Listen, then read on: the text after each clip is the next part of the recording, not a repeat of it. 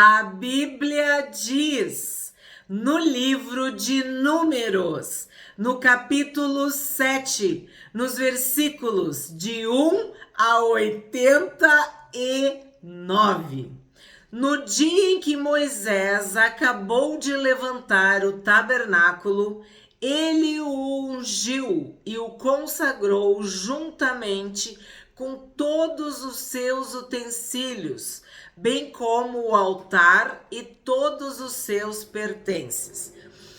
Nós já estudamos sobre a consagração do tabernáculo no capítulo 40 de Êxodo. A glória de Deus encheu o tabernáculo. A glória do Senhor encheu o tabernáculo. O tabernáculo foi ungido, foi consagrado ao Senhor. E o Senhor aceitou, ele recebeu. Então, a glória de Deus encheu o tabernáculo. 2. Então os chefes de Israel, os cabeças da casa de seus pais, os que foram chefes das tribos que haviam presidido o censo, ofereceram e trouxeram a sua oferta diante do Senhor. 6 carros cobertos e 12 bois. Cada 2 chefes ofereceram um carro, e cada um deles um boi, e os apresentaram diante do tabernáculo. O Senhor disse a Moisés: receba as ofertas deles, e serão destinadas ao serviço da tenda do encontro. E entregue essas ofertas aos levitas, a cada um segundo o seu serviço. Então, o que nos chama a atenção aqui neste trecho? Que as ofertas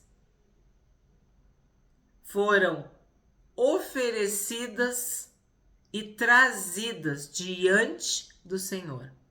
E eu tenho dito para vocês, quem recebe são pessoas de carne e osso, aqui no mundo físico, material. Mas quem é glorificado, quem recebe a gratidão, o louvor, a adoração, a intimidade, é Deus. É espiritual. A oferta, ela tem este caráter físico, material, de necessidade do dia a dia, né, da vida, é algo real, é um dinheiro, é ouro, é prata, é alimento, é uma casa, é um carro, é um boi, é um animal, não sei, é algo físico e material.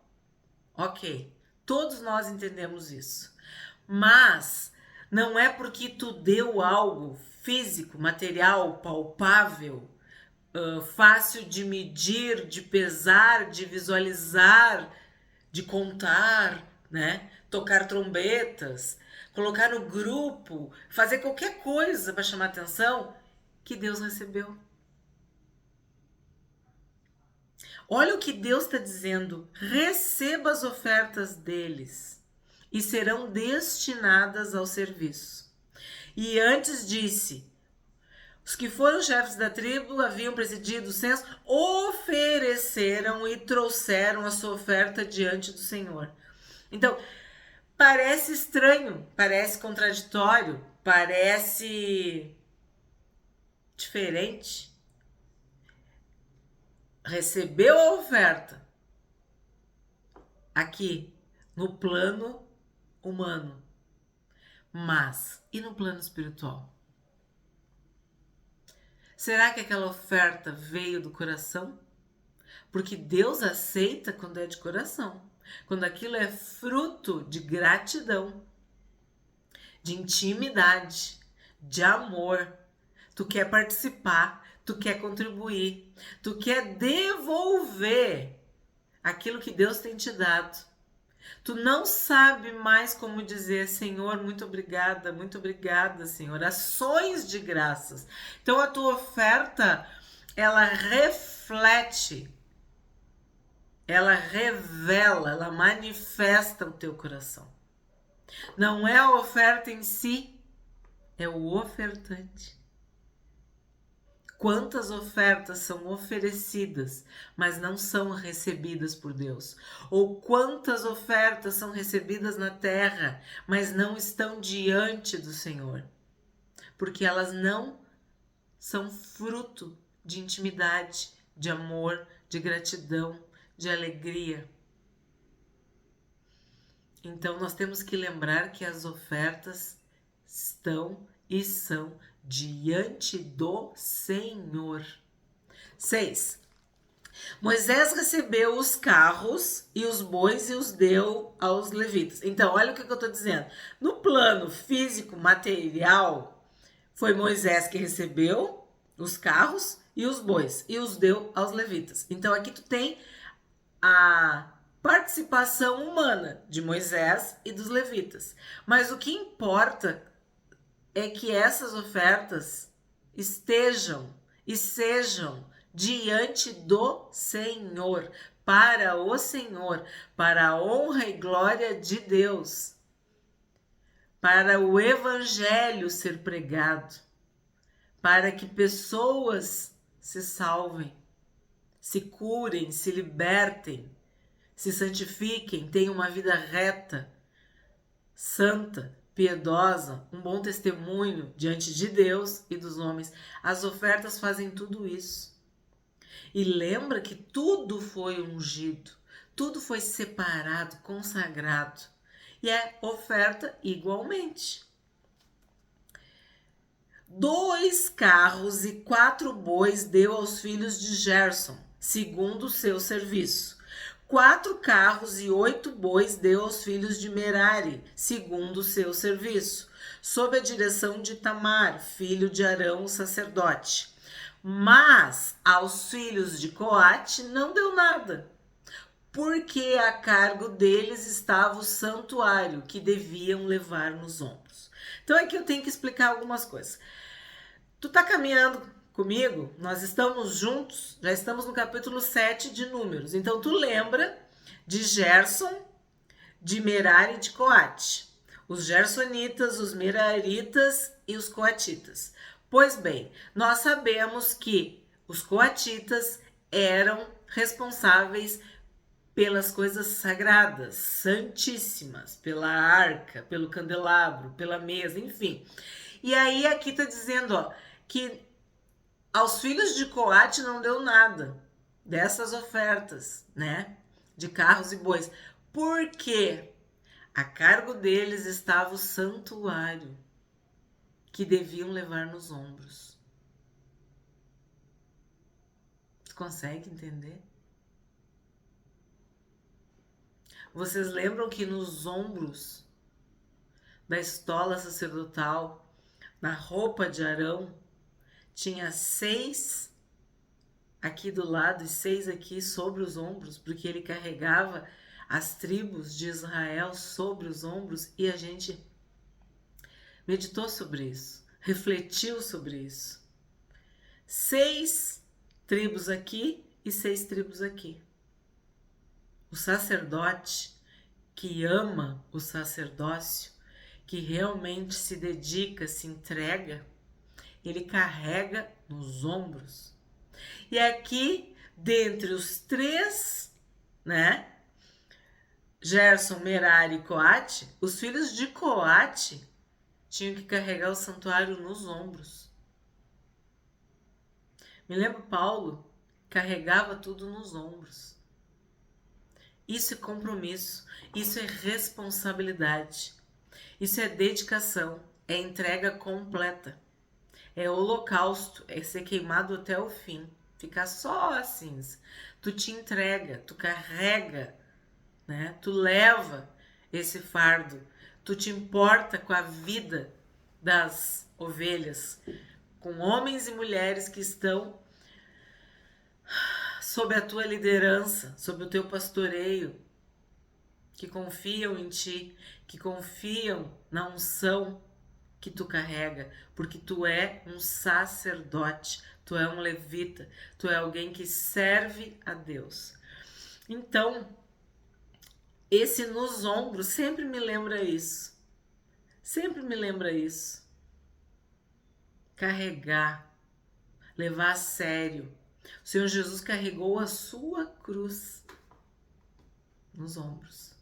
Aí tem gente que diz que era a madeira na vertical, que era na vertical, na horizontal, outros dizem que era a cruz. Tem muitas discussões sobre isso, inclusive em filmes, livros, séries, são retratados de formas diferentes, de que havia aquela parte vertical que ficava e o condenado, né, era crucificado na parte horizontal. Então, independente se era vertical, horizontal ou a cruz inteira, o Senhor carregou. A Bíblia diz que ele carregou a sua cruz. Então, eles não ganharam nada, porque a cargo deles estava o santuário, que deviam levar nos ombros. 10. Os chefes trouxeram as ofertas para a consagração do altar, no dia em que foi ungido. Sim, apresentaram a sua oferta diante do altar. O Senhor disse a Moisés: cada chefe apresentará no seu dia a sua oferta para a dedicação do altar. Então, o que eu destaco aqui? O que o próprio Moisés destacou: diante do altar, consagração do altar, ungido. Dedicação do altar. Nós estamos no altar. Nós somos oferta no altar, diante de Deus. E isso quer dizer o quê? Entrega, dedicação, consagração. 12. No primeiro dia, quem apresentou a sua oferta foi Naasson, filho de Aminadab, pela tribo de Judá. Então, no primeiro dia, Naasson, da tribo de Judá. Nós já estudamos que havia chefes das tribos, os líderes, né? Então, no primeiro dia, foi Naasson, da tribo de Judá. Aí prestem atenção que vocês vão ver que todas as ofertas são iguais. Foram 12 dias consecutivos, os 12 chefes das 12 tribos que ofereceram 12 pratos de prata, 12 bacias de prata. Vocês vão ver potes, 12 potes de ouro, farinha, azeite, animais. Então, assim, ó, este capítulo tem 89 versículos porque relata as 12 ofertas das 12 tribos. Vamos juntos? 13. A oferta dele foi um prato de prata pesando 1,560 kg. Uma bacia de prata pesando 840 gramas, segundo o peso padrão do santuário. Ambos cheios da melhor farinha, amassada com azeite para oferta de cereais. Um recipiente de 120 gramas de ouro cheio de incenso.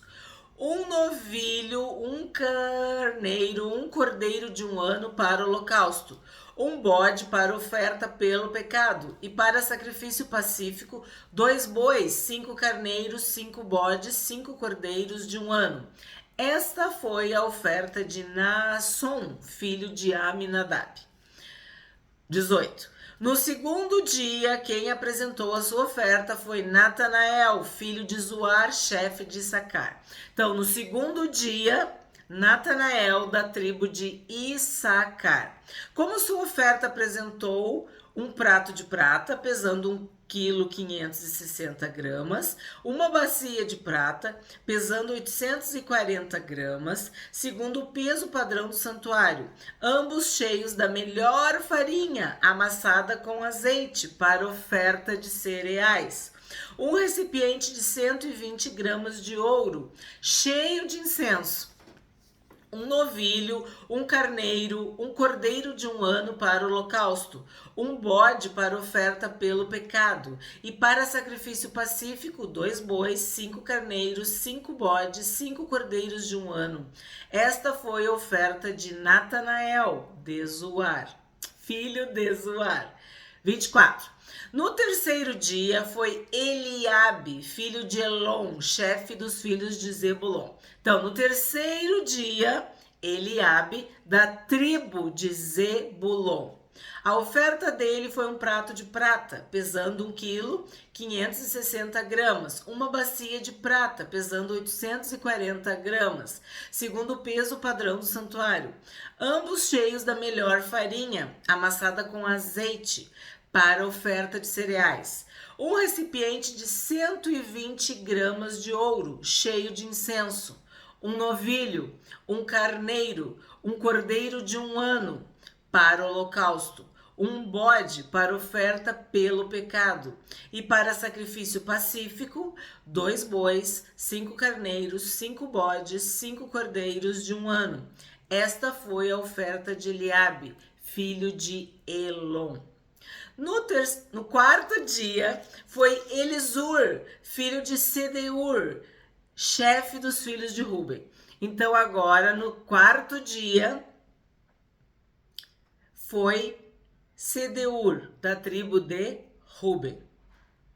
A oferta dele foi um prato de prata, pesando 1 quilo 560 gramas, uma bacia de prata, pesando 840 gramas, segundo o peso padrão do santuário.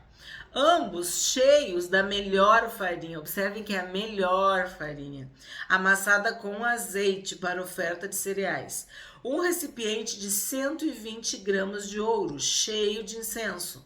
Um novilho, um carneiro, um cordeiro de 1 ano, para holocausto, um bode para oferta pelo pecado, e para sacrifício pacífico, 2 bois, 5 carneiros, 5 bodes, 5 cordeiros de 1 ano.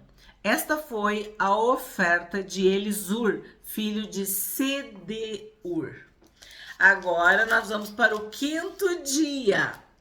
No quinto dia foi Selumiel, filho de Zurizadai, chefe dos filhos de Simeão. Então agora no quinto dia, Zurizadai, da tribo de Simeão. A oferta dele foi, tu já decorou? Um prato de prata, pesando 1 quilo 560 gramas, uma bacia de prata, pesando 840 gramas, segundo o peso padrão do santuário. Ambos cheios da melhor farinha, amassada com azeite para oferta de cereais. Um recipiente de 120 gramas de ouro, cheio de incenso. Um novilho, um carneiro, um cordeiro de 1 ano, para o holocausto. Um bode para oferta pelo pecado, e para sacrifício pacífico, 2 bois. 5 carneiros, 5 bodes, 5 cordeiros de 1 ano. Esta foi a oferta de Selumiel, filho de Zurizadai. Selumiel. 42. No sexto dia foi Eliasaf, filho de Deuel, chefe dos filhos de Gade. Lembra que eu falei que Deuel também era Reuel? Tá aqui, ó, olha o exemplo aí. É o mesmo, só que a pronúncia muda, porque o hebraico tem, às vezes é um pontinho, às vezes é uma marquinha, né, como se fosse uma vírgula, e aí pode... Por isso que eu sempre, quando eu lia, eu dizia, pode ser Deuel ou Reuel, né? O que vocês acham que ele ofertou? A oferta dele foi um prato de prata, pesando 1 quilo 560 gramas, uma bacia de prata, pesando 840 gramas, segundo o peso padrão do santuário. Ambos cheios da melhor farinha, amassada com azeite, para oferta de cereais. Um recipiente de 120 gramas de ouro, cheio de incenso. Um novilho, um carneiro, um cordeiro de 1 ano para o holocausto, um bode para oferta pelo pecado, e para sacrifício pacífico, 2 bois, 5 carneiros, 5 bodes, 5 cordeiros de 1 ano. Esta foi a oferta de Eliasaf, filho de Deuel. Então, olha só. Esse era da tribo de Gade. Ó, no 6º dia da tribo de Gade. Agora nós vamos para o 7º dia na tribo de Efraim. 48. No 7º dia foi Elisama, filho de Amiúde, chefe dos filhos de Efraim. A oferta dele foi um prato de prata, pesando 1 quilo 560 gramas. Uma bacia de prata, pesando 840 gramas, segundo o peso padrão do santuário. Ambos cheios da melhor farinha, amassada com azeite para oferta de cereais. Um recipiente de 120 gramas de ouro, cheio de incenso. Um novilho, um carneiro, um cordeiro de 1 ano para o holocausto. Um bode para oferta pelo pecado e para sacrifício pacífico 2 bois, 5 carneiros, 5 bodes, 5 cordeiros de 1 ano. Esta foi a oferta de Elisama, filho de Amiúde. No 8º dia foi Gamaliel, filho de Pedazur, chefe dos filhos de Manassés. Então nós já estamos no 8º dia, tribo de Manassés. A oferta dele foi um prato de prata, pesando 1 quilo 560 gramas. Uma bacia de prata, pesando 840 gramas, segundo o peso padrão do santuário. Ambos cheios da melhor farinha, amassada com azeite, para oferta de cereais. Um recipiente de 120 gramas de ouro, cheio de incenso. Um novilho, um carneiro, um cordeiro de 1 ano para o holocausto. Um bode para oferta pelo pecado. E para sacrifício pacífico, 2 bois, 5 carneiros, 5 bodes, 5 cordeiros de 1 ano. Esta foi a oferta de Gamaliel, filho de Pedazur.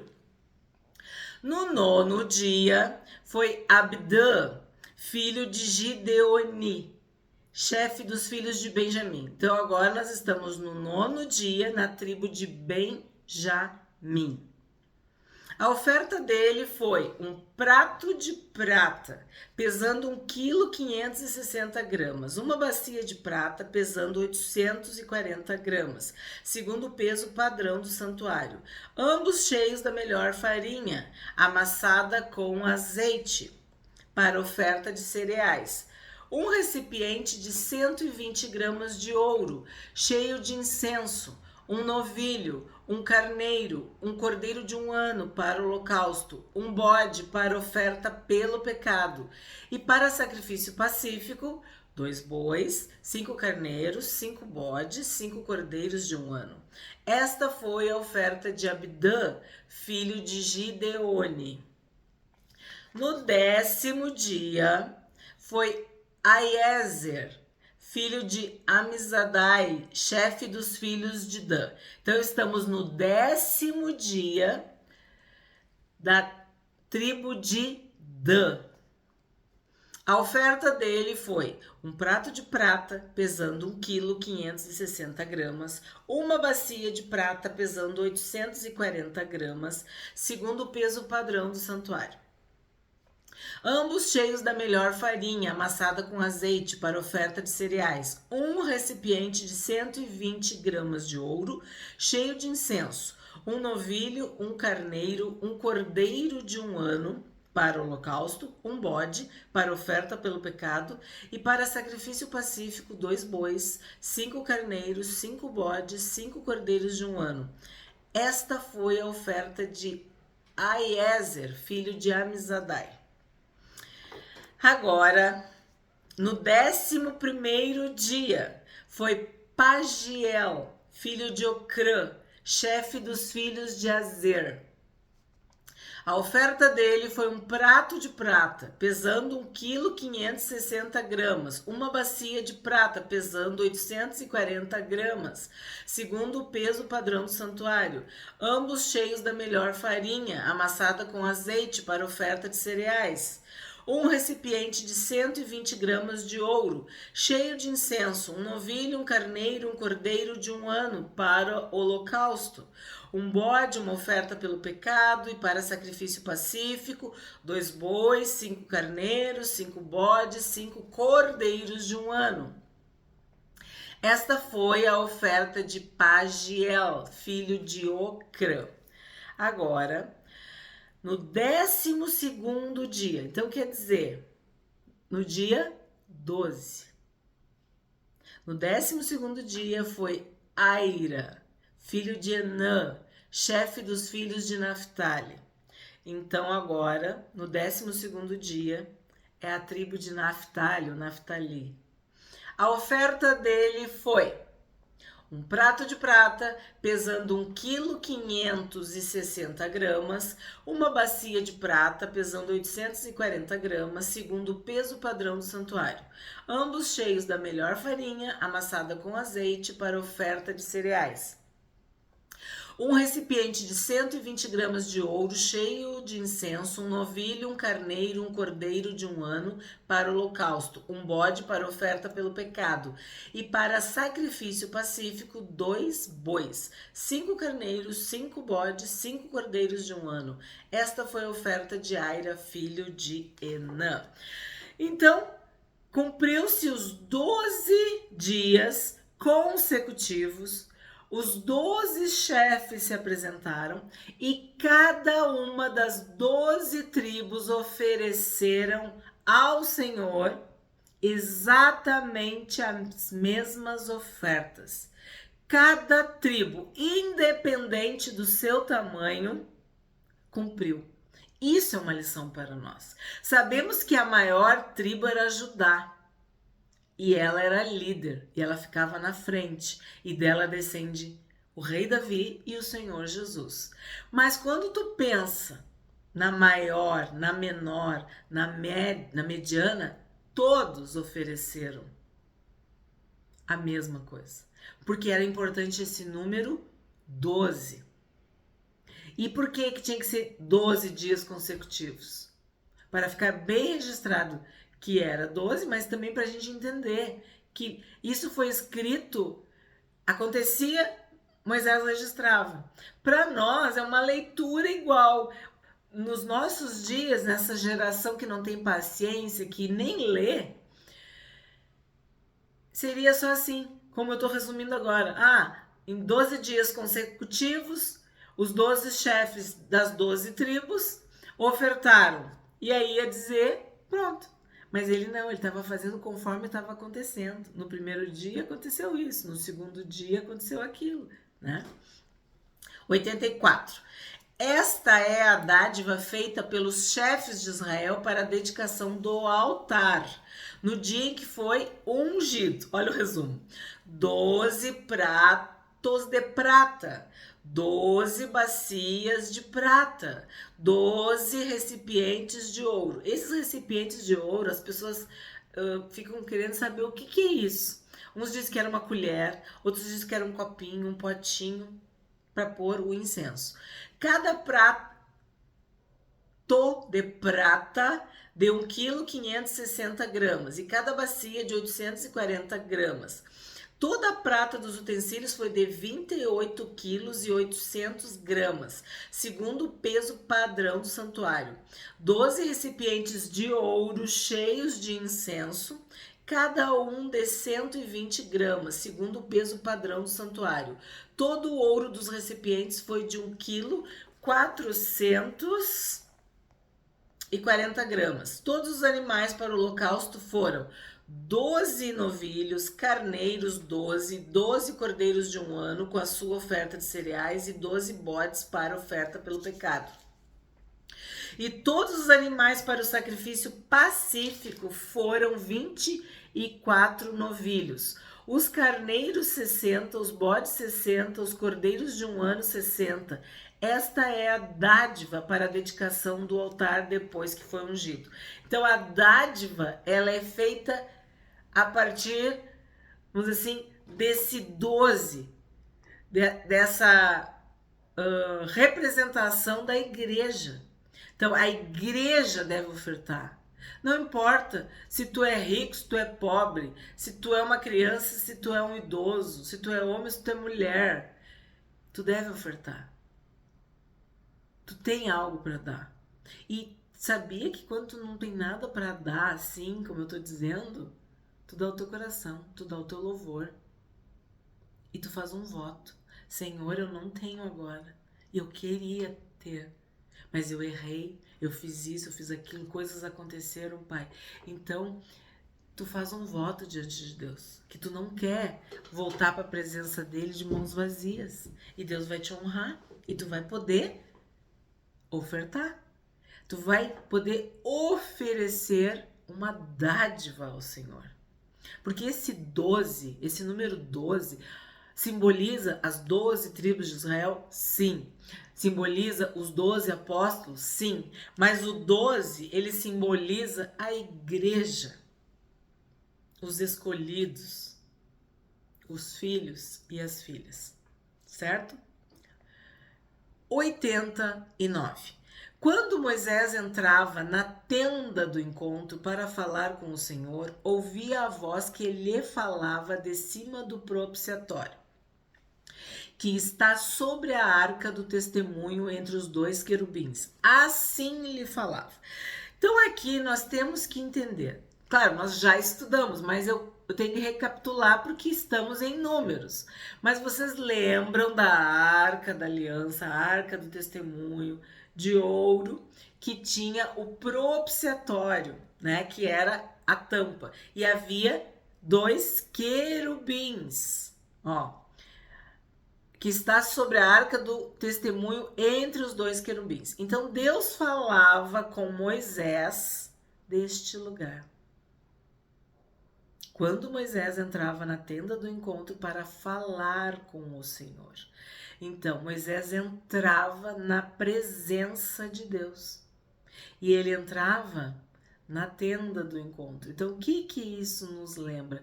Mateus capítulo 6, verso 6. Entra no teu quarto, fala com o teu pai em secreto. E o teu pai que te vê em secreto te recompensará, te ouvirá, vai prestar atenção, vai estar contigo.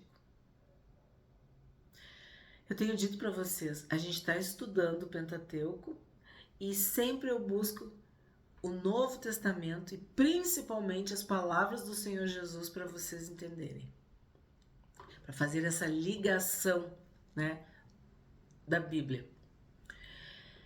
Ele falava, ó, ele entrava no encontro para falar com o Senhor e ouvia a voz que lhe falava. Então, quando tu entra na presença de Deus, é para falar com Deus, mas também é para ouvir Deus. Tu fala e tu ouve. Tu ora, mas tu lê a Bíblia.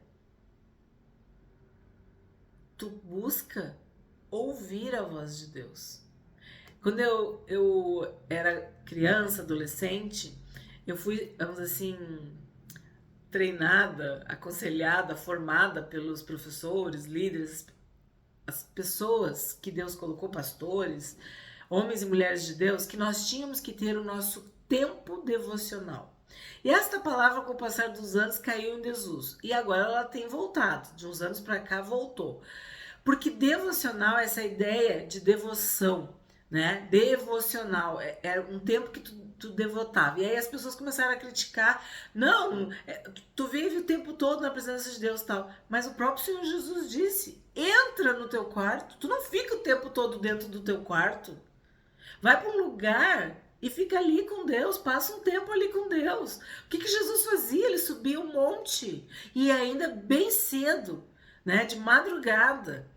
Para poder ficar em paz, só ele e Deus, para ouvir e falar, para falar e ouvir. Então tu ora, tu fica orando, amém, mas tu tem que ler a Bíblia, ler a Bíblia, ler a Bíblia. Nós fizemos uma série aqui no canal de áudios, em que nós orávamos e líamos a Bíblia. Era um tempo que vocês não viam a minha face, não aparecia só a minha voz. Então, muitas vezes tu vai para o teu quarto, tu vai para um lugar particular para poder ter esse tempo a sós com o teu Deus. E Moisés entrava na tenda do encontro. Ele entrava na presença de Deus. E quando tu estás na presença de Deus, tu fala, tu adora, tu louva, tu engrandece, tu agradece, mas tu também escuta, tu também silencia, tu também te cala, tu lê a Bíblia, tu medita. E aí vem essa parte que a voz lhe falava de cima do propiciatório. Nós estamos na terra e nós devemos elevar os nossos olhos para o alto, para o céu, para cima. Então, elevo os meus olhos para os montes, de onde me vem o socorro. O meu socorro vem do Senhor que fez os céus e a terra. Toda boa dádiva, todo o dom perfeito vem da onde? Vem do alto, vem do Pai das luzes. Então a Bíblia fala que a gente tem que pensar nas coisas do alto, nas coisas que são de cima e não do que é terreno. Então isso também nos dá uma ideia. Tu vai para a presença de Deus só para pedir coisa da terra? Ou tu quer pedir santidade? Tu quer pedir perdão? Tu quer pedir amor? Tu quer pedir alegria? Tu quer pedir dons? Tu quer pedir poder? Tu quer pedir salvação do teu vizinho, salvação da tua mãe, do teu pai, do teu filho? Tu quer que o reino de Deus se estabeleça na terra? O que tu pede? Tu pede coisas de cima, coisas do alto, da pátria celestial, ou tu só tá igual uma avestruz com os olhos na terra, com a cabeça enterrada, procurando bênçãos materiais? Também tem isso. Então, olhar para cima porque nós dependemos de Deus. Olhar para o alto porque nós amamos e ansiamos a pátria celestial. Então, nós servimos um Deus que está entronizado acima dos querubins. Este versículo aqui de Números, capítulo 7, versículo 89, ele é citado em Salmos, Salmos 80 e Salmos 99. O teu Deus, o meu Deus, o nosso Deus, ele é o Deus Todo-Poderoso. Ele é onipotente, onisciente e onipresente.